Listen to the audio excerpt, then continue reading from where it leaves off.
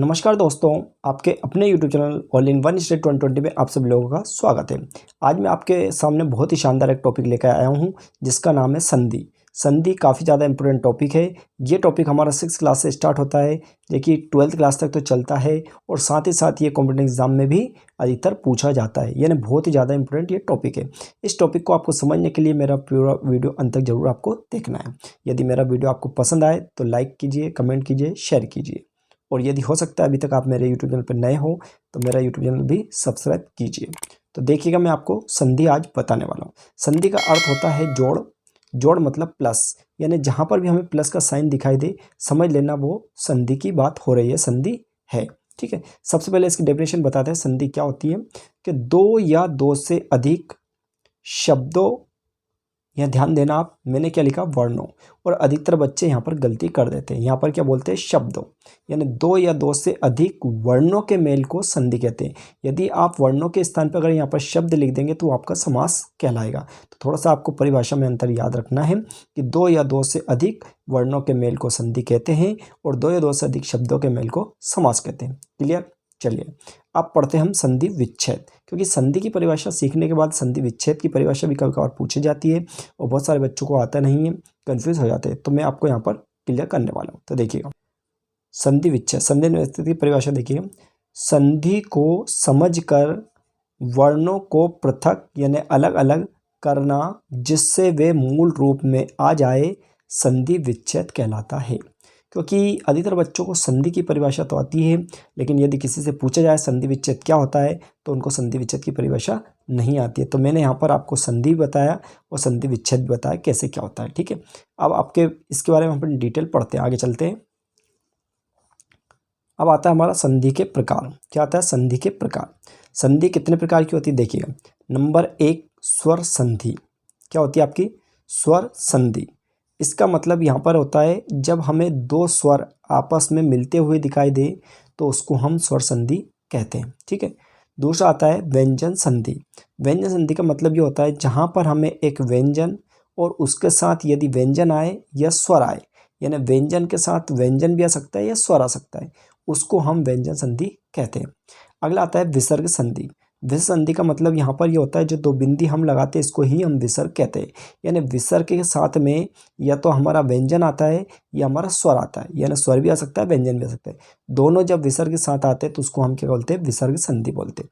तो इस प्रकार ये संधि हमारे मुख्य रूप से 3 प्रकार की होती है।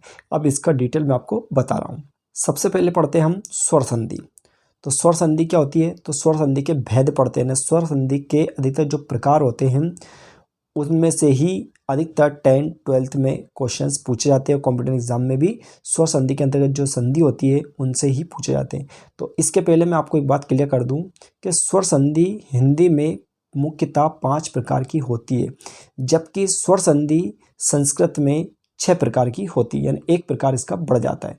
तो मैं यहाँ पर सभी की बातें क्लियर कर दूंगा। तो सबसे पहले हम पढ़ते हैं नंबर 1 में दीर्घ स्वर संधि। देखिएगा, दीर्घ, दीर्घ मतलब होता है बड़ा। तो इसकी ट्रिक क्या है मेरे पास?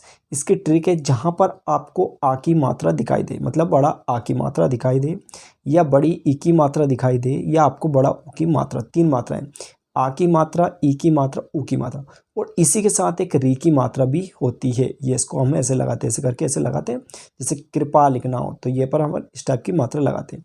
तो ये री की मात्रा होती है।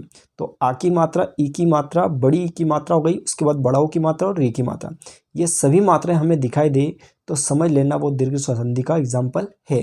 कैसे? डिटेल में समझते हैं। देखिएगा, आपके सामने बहुत सारे यहाँ पर एग्जाम्पल मैंने लिखे हुए हैं। सबसे पहले लिखा है आपका शिवालय। क्या लिखा हुआ है? शिवालय। शिवालय में सबसे पहले देखिएगा आप, यहाँ बीच में देखिएगा आ की मात्रा आपको दिखाई दे रही, यानी शिवा यानी आ की ध्वनि दिखाई दे रही, तो ये आ की मात्रा हो गई। इसलिए हम इसको कैसे क्या कहेंगे? दीर्घ स्वर संधि। क्योंकि दीर्घ स्वर संधि का मतलब मैंने आपको बताया ट्रिक में, बड़ा आ की मात्रा या बड़ी की मात्रा या बड़ा ऊ की मात्रा या री की मात्रा। ठीक, इसी के आगे जस्ट देखते हैं भानुदय। भानुदय में देखिएगा अब ये बड़ा ऊ की मात्रा दिखाई दे रही, तो ये बड़ा ऊ की मात्रा है। इसी प्रकार फिर देखिए विद्यालय, तो देखो ये आ की ध्वनि दिखाई दे रही, विद्या, तो ये आ की मात्रा है, इसलिए इसको दीर्घ स्वर संधि कहेंगे। इसी के बाद देखिएगा आप लघुर्मी, लघु, देखो घा में बड़ा ऊ की मात्रा आपको दिखाई दे रही है, बड़ा ऊ की मात्रा है, इसलिए दीर्घ स्वर संधि का उदाहरण है।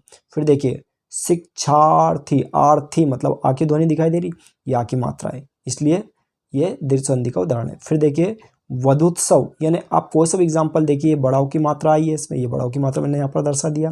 फिर देखो कविंद्र, ये बड़ी की मात्रा है।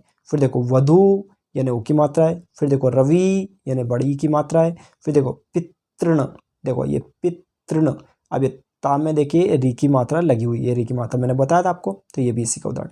फिर देखो नदीश, बड़ी की मात्रा लगी, तो ये बड़ी की मात्रा। तो ये जो इतने भी एग्जाम्पल है आपके, ये सभी दीर्घ स्वरसंधि के उदाहरण है, क्योंकि यहाँ पर जितने भी एग्जाम्पल लिखे हुए इसमें सब में कोई बड़ा की मात्रा है, कहीं पे बड़ी की मात्रा है, कहीं पे बड़ाओं की मात्रा है, कहीं पे री की मात्रा है। ठीक चलेगा। नेक्स्ट इसका जो प्रकार आता है क्या है, नेक्स्ट प्रकार इसका आता है गुण स्वर संधि। क्या आता है, गुण स्वर संधि।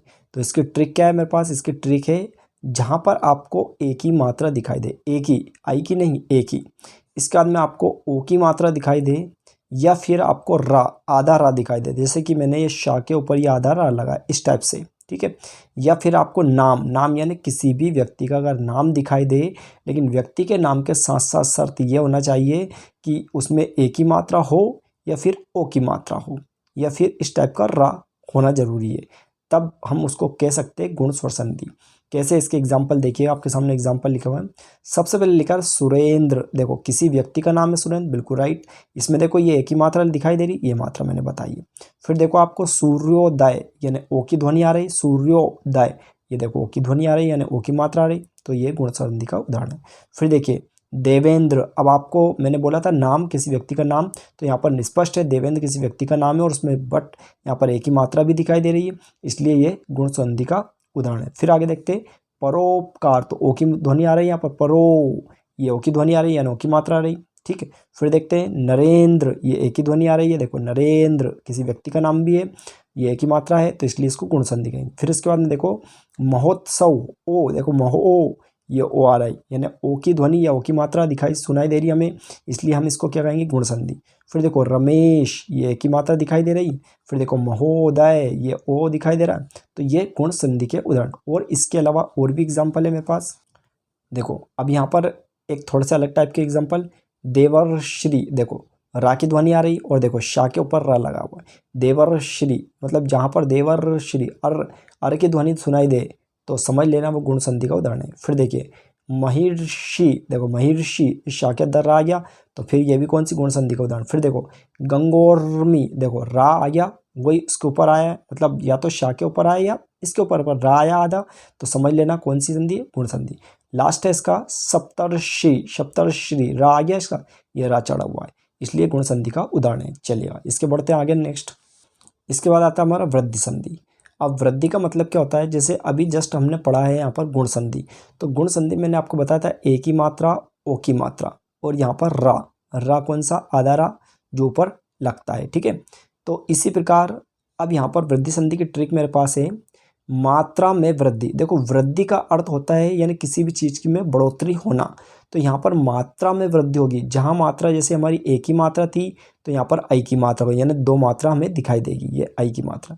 जैसे ओ की मात्रा थी तो यहाँ औ की मात्रा हो जाएगी, यानी औ को ऐसे लिखा जाता है ना।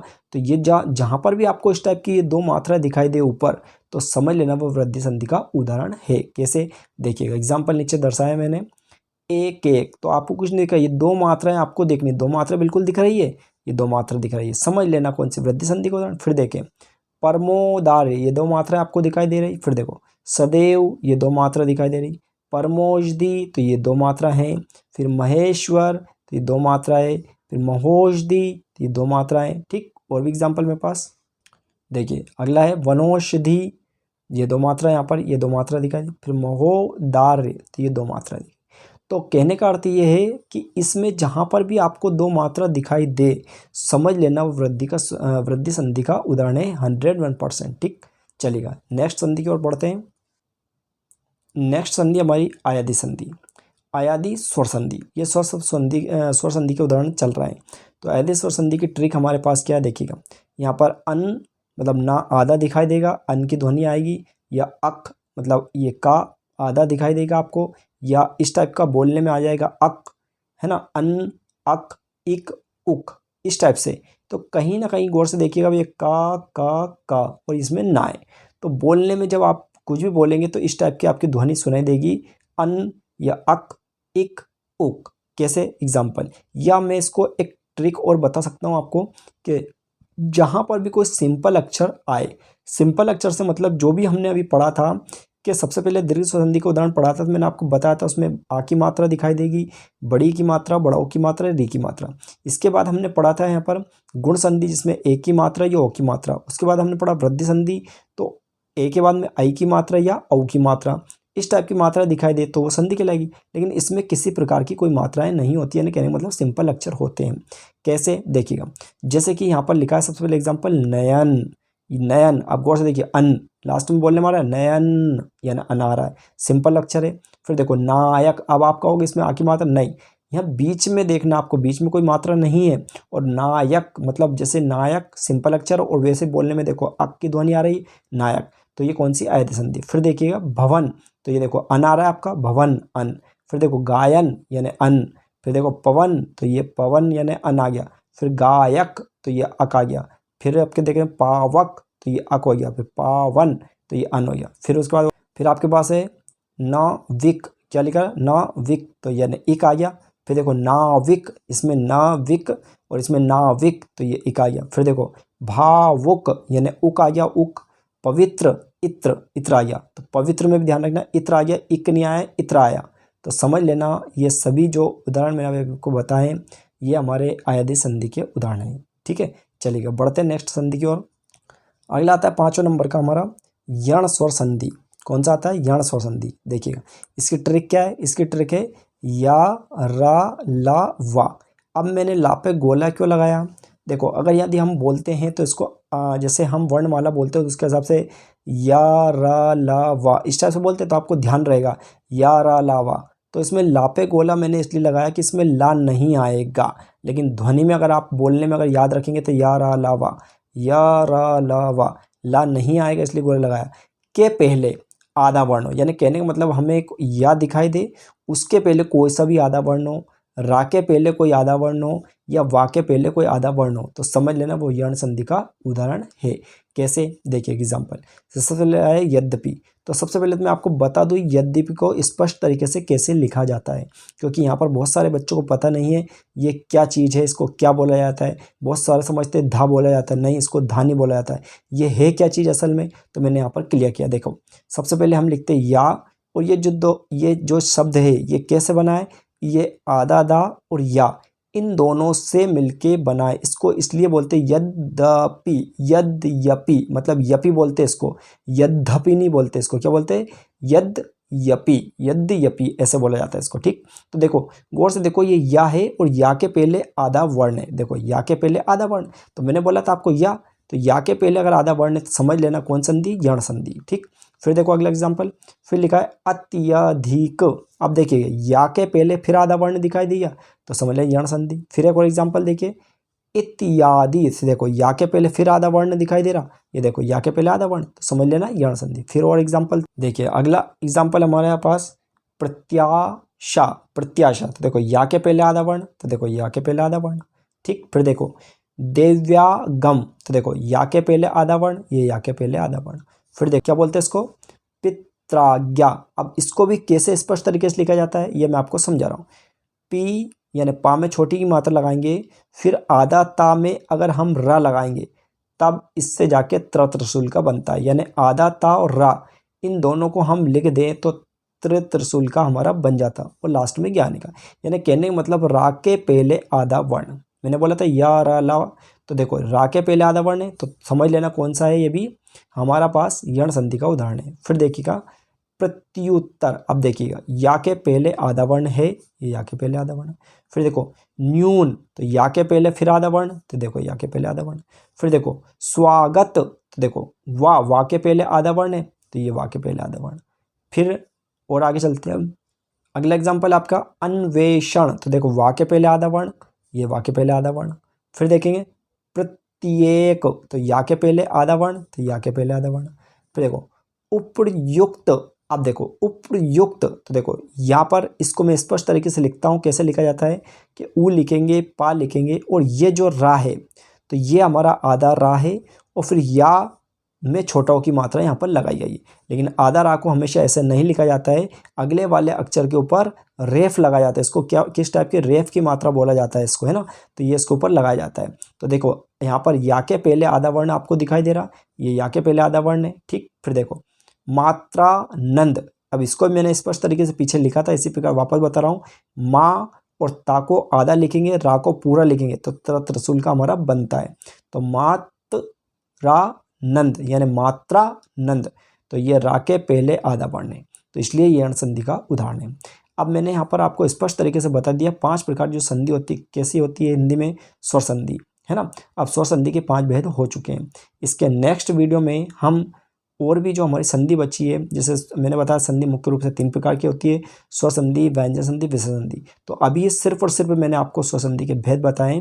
इसके नेक्स्ट वीडियो में हम व्यंजन संधि और विसर्ग संधि को भी इसी प्रकार ट्रिक के माध्यम से मैं बताने वाला हूँ। तो उसके लिए थोड़ा सा आपको वेट करना है। यदि आपको मेरा ये वीडियो पसंद आया तो इस वीडियो ज़्यादा अपने दोस्तों के साथ शेयर करें। पूरा वीडियो देखने के लिए थैंक यू सो मच, और इसी टाइप के और अधिक से अधिक वीडियो पाने के लिए हमारे यूट्यूब चैनल पर बने रहिए। Thank you so much.